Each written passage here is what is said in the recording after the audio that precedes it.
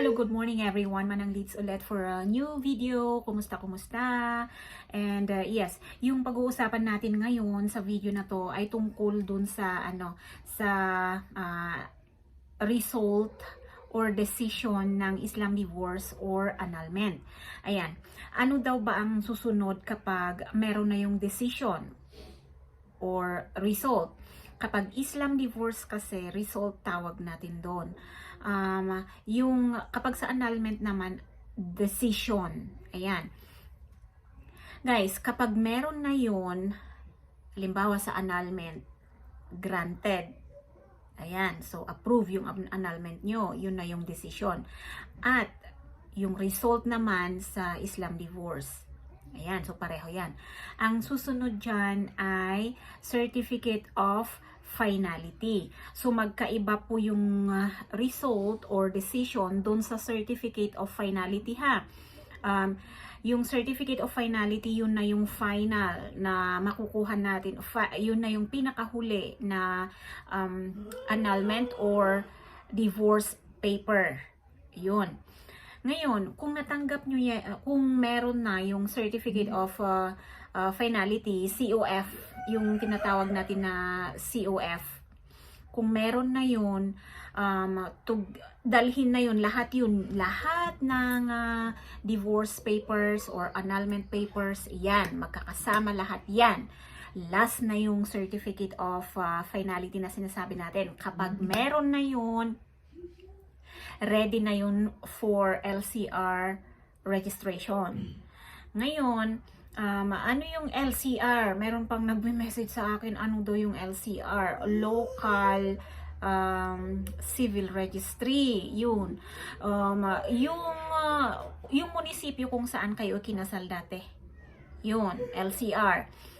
Kung bakit kailangang dumaan doon yung mga annulment papers natin, yung mga Islam divorce papers natin, kasi kailangan kung saan nangyari yung kasal mo noon, dadaanan dapat yan ng divorce papers mo or annulment papers mo para burahin yung, or hindi burahin, baka mamaya ma-misinterpret nyo naman, ma-misunderstood nyo na naman yung sinabi kong burahin. Hindi na yan mabubura. Mababago lang. Kailangan dumaan doon sa munisipyo kung saan kayo ikinasal noon. Kailangan dumaan doon yung divorce or annulment papers ninyo para mabago yung record mo doon from married to annulled kung sa annulment ka. Or from married to divorce kung Islam divorce ka. Ganun yun. Kung hindi dumaan doon, wala ring basis ang PSA para i-register yung divorce or annulment mo. Kasi maalala nyo nung ikinasal kayo, 'di ba, sa munisipyo or kahit saan man 'yan, pero unang-unang registration niyan ay doon sa munisipyo.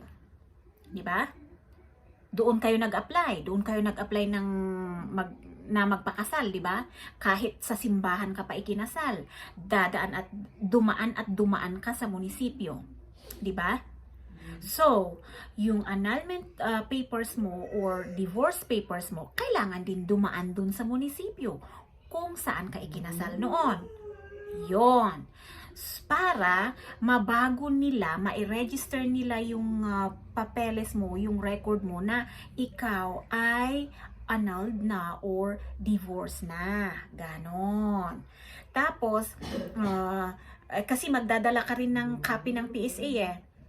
May ano kasi yan, may lalagyan kasi yan ng stamp, tatatakan yung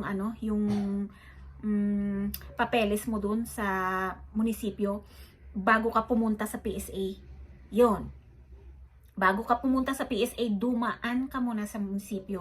Dahil kung hindi, walang silbi yung lakad mo. Kailangan mauna muna sa munisipyo. Parang nung ikinasal ka rin, na dumaan ka muna sa munisipyo bago na register sa PSA. Ganun ang legit na process.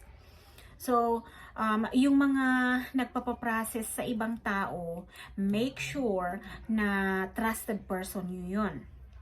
Kasi kung hindi, paano kung sabihin niya na nilakad niya, eh hindi naman pala, wala na. Hindi yun mare-register sa PSA or sa LCR. Kasi, hindi nga naman na-process. Kaya sinasabi namin dun sa mga clients namin na yung mga OFWs na trusted person ha. Paulit-ulit namin sinasabi yung mapagkakatiwalaan nyo ha. Kasi nga naman ipapadala namin lahat ng documents. Imagine 5 sets yun na divorce papers. Tapos kung sino-sino lang yung padadalhan namin. Paano kung nawala? Yun. So, ganun guys. Ganun ang tamang process dapat. And yung waiting period nun, hindi na dapat umabot ng 2 buwan, 3 buwan, 4, 5, 6, 1 year. Hindi po. Kung lumampas kayo sa 1 month, medyo okay pa yon. Kung pumatak kayo ng 5 weeks, medyo okay pa yon. 6 weeks, okay pa yon. Pero yung aabutin ka ng 2, 3, 4, 5 months, 1 year, imposible na yun. Kung ikaw mismo ang nag-process, baka mamaya yung mga kausap nyo dyan, baka hindi naman talaga pinrases. Or, let's say, kung yung nag-process ng annulment nyo or Islam divorce nyo, may kausap kayo na parang representative ninyo, baka mamaya hindi niya talaga tinrabaho, ganon. So mag-ingat guys, kasi sa panahon ngayon talamak talaga yung mga SCAMER. Yun. So, ingat-ingat lang guys. Yun ang tamang proseso sa pagpa-register ng annulment or Islam divorce papers. Okay, so kung may natutunan kayo sa video na to, please give me a thumbs up and you might want to share my videos para mapanood din ng mga iba, yung mga friends nyo na nangangailangan din ng information. Okay? Thank you so much once again. Manang Leads here at your service. Bye-bye.